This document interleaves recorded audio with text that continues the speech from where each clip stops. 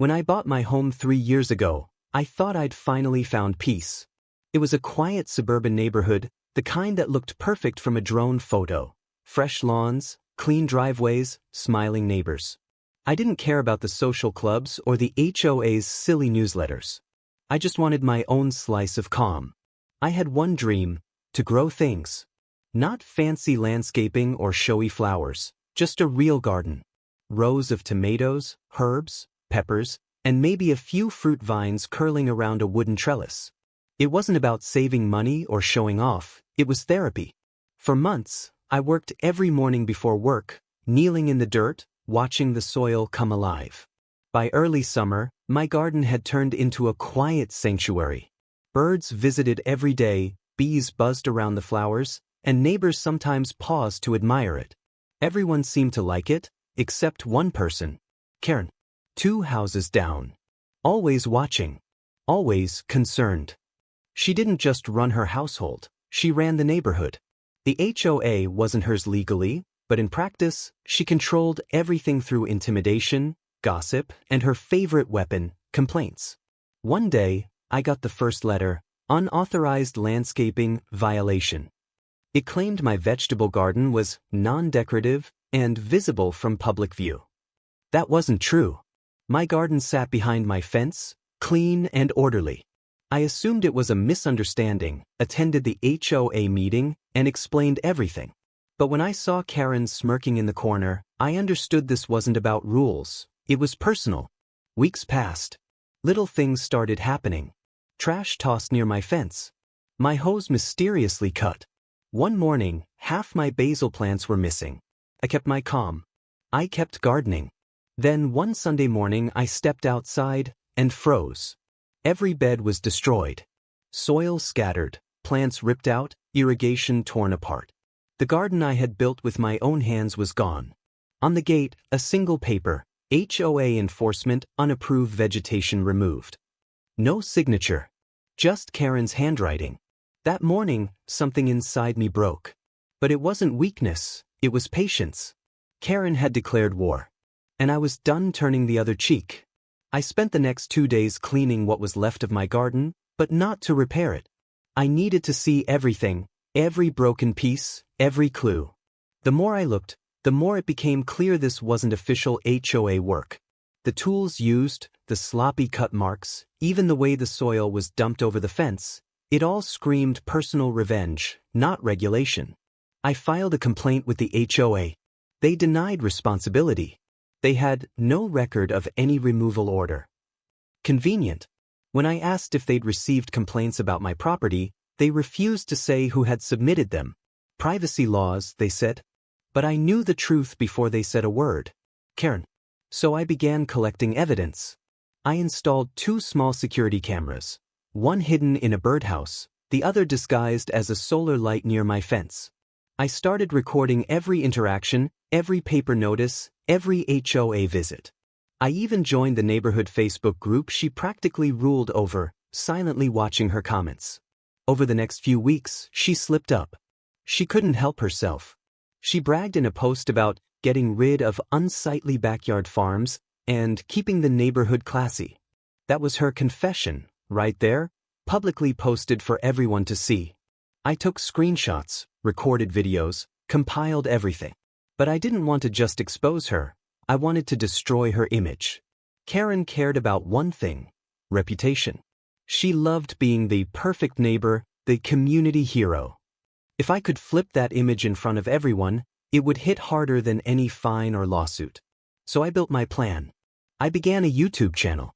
At first, it was quiet, just clips of me rebuilding my garden, time-lapse of planting, and soft narration about finding peace despite toxic neighbors. I never named her directly, not yet. But the comments started rolling in. People related. They shared their own HOA horror stories. My audience grew. Slowly, steadily. Then I uploaded one video: someone destroyed my garden. It was short. Just the footage of the aftermath, the letter, and a few cryptic shots of the neighborhood. I blurred faces and addresses. I told the story calmly, without anger, without names. The internet did the rest. Within a week, The video hit 500,000 views. And then Karen noticed. At first, she pretended not to care. But I could tell she was rattled. Her friendly waves disappeared. She stopped walking her dog past my house. Her social media went quiet. The neighborhood gossip started to turn. People were whispering about the garden story and wondering who had done it. At the next HOA meeting, she showed up flustered, pushing a new neighborhood privacy rule clearly aimed at me. I didn't react. I just recorded the meeting, legally, and posted highlights with captions like, "Guess who's suddenly nervous?" It went viral. Overnight, the internet gave her a nickname, Garden Karen. I hadn't even used her real name, but the clues were enough for locals to piece it together. Soon everyone knew. People began driving through our neighborhood just to see where the story had happened. Someone even made a parody TikTok reenactment that racked up millions of views. Karen's perfect world began to crumble. Her friends distanced themselves. She got angry emails from strangers. The HOA board grew divided, with some members demanding her removal for bringing unwanted attention. The same control she once used to intimidate others started slipping through her fingers. Meanwhile, I rebuilt my garden, bigger and more beautiful than before. This time, I added flowers, decorative fencing, and a small sign that read, "Growth always finds a way." But I wasn't done yet, because Karen wasn't the kind to admit defeat quietly. And her next move would turn the neighborhood into a full-blown war zone. It started small again. Petty letters. Anonymous complaints about my online behavior. Random inspections from the HOA. Each time, she denied involvement, but her fingerprints were all over it. Then one morning, I woke up to find a citation notice pinned to my door, an HOA fine for creating a hostile environment. It was absurd and illegal. I knew she was desperate now, grasping for control. So I fought back, this time with facts. I hired a local lawyer who specialized in HOA abuse cases. He reviewed everything: the destroyed garden, the fake notices, the online posts. His words were calm but powerful. "You have enough to take down the entire board." Before I could even file, something unexpected happened. A reporter from a local news channel contacted me. They had seen the viral videos and wanted to do a feature on HOA harassment and power abuse. Said yes. When the segment aired, it showed side-by-side footage: my destroyed garden, Karen's social media posts, and the HOA's silence. They blurred her face but used her quotes. It was devastating. Overnight, her reputation in the community imploded. She tried to threaten legal action, but everything she had done was public. For the first time, she was powerless. And I finally slept peacefully again. But peace doesn't come without reflection. As I watered my new garden that evening, I realized something important. This wasn't just about revenge. It was about standing up against small tyrannies that people endure quietly every day. In the following weeks, the neighborhood transformed. The HOA's grip loosened. People started speaking up about unfair fines, strange rules, and the way Karen had bullied them for years. Meetings that used to last 10 minutes now stretched into hours as residents demanded change. One evening, an emergency election was held. For the first time in the HOA's history, members voted to remove a board member midterm. The result was unanimous. Karen was officially out. She didn't take it well. She stormed out, shouting about ungrateful neighbors and fake news. A few days later, a moving truck appeared outside her house. Just like that, she was gone.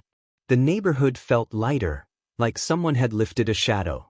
And as word spread, people began sending me messages. Not of hate, but of gratitude. They said my videos gave them courage to speak up against their own neighborhood bullies. My channel exploded to over 1 million subscribers. I kept posting, not about revenge anymore, but about justice, growth, and reclaiming peace. Today, my garden stands taller than ever.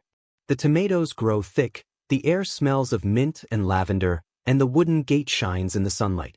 Every time I walk through it, I remember that day, the wreckage, the anger, the quiet decision to fight back not with fists, but with truth.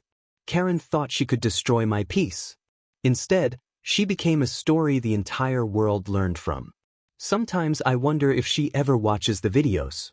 If she scrolls through the comments and reads what people say about her, maybe she regrets it. Maybe she doesn't. But it doesn't matter anymore. Because while she tried to bury me, I grew roots. And that, in the end, was the sweetest revenge of all. Months passed, and life finally settled into something resembling peace. The garden grew stronger each week, and the neighborhood felt reborn, friendlier, freer, more human. For the first time, neighbors actually spoke to one another instead of whispering behind closed curtains. The HOA was still there, technically, but its power had deflated. Meetings were open, transparent, and short. Everyone seemed content. Then, one afternoon, a moving truck appeared in front of Karen's old house. Curiosity drew the whole street out. A young couple stepped out first, cheerful, smiling, newly married, followed by an older man carrying boxes. They waved, they introduced themselves, and within minutes, half the block was chatting again like old times. It felt refreshing. But as I walked back to my garden, I noticed something. Standing at the curb, directing the movers, was a familiar silhouette. A woman, maybe late 40s, wearing large sunglasses and holding her phone like a badge of authority. Her face was turned away, but the stance, the rigid posture, the judgmental air, it made my stomach tighten. When she finally turned around, my heart dropped. Karen. Different hair color, a new nameplate on the mailbox, and a forced smile, but there was no mistaking her. She wasn't just visiting, she was moving back. The neighborhood went silent as she waved. New beginnings, she said to someone nearby. But I knew better. Karen never started over. She resumed unfinished business. At first, she pretended not to recognize me. She avoided direct contact, though I often saw her lingering by the fence, pretending to scroll on her phone while watching my garden. Her voice carried during phone calls, loud enough for everyone to hear her talk about reclaiming her reputation and setting things right. By the end of the first month, anonymous complaints began again. Minor at first, trash day violations, noise reports, improper lighting. The new HOA board dismissed them all. Still, it was clear who was behind them. But Karen was smarter this time. She knew the world was watching. She avoided written notes or obvious actions. She wanted to reclaim control quietly. Then one night I caught her silhouette again on my camera, just outside my fence. She wasn't destroying anything this time, she was taking photos. Lots of them. My plants, my decorations, my sign that read, "Growth always finds a way." The next day, a new post appeared in the neighborhood Facebook group. A fake account, Community Guardian, accusing me of monetizing private property footage and inviting unwanted attention to the neighborhood. She wasn't trying to destroy my garden this time. She was trying to destroy my credibility. I didn't react publicly. Instead, I kept recording. This wasn't just another round of petty harassment. This was a performance. And I was patient enough to let the act play out. The pressure built slowly. Neighbors began acting distant again. Some avoided eye contact. Others hinted that the YouTube thing had gone too far. I realized Karen had been contacting people privately, spinning stories about how I had ruined her life and was profiting off lies. Her manipulation worked, temporarily. I started receiving hate mail. Strangers accused me of exploiting someone's downfall. Even sponsors of my YouTube channel hesitated, asking if there was legal drama they should know about. It was the same strategy as before, only smarter. She wanted to make me the villain this time. So, I did something she didn't expect. I stopped posting. For 2 weeks, silence. No uploads, no replies, nothing. Online, people wondered what had happened. Karen probably thought she had won.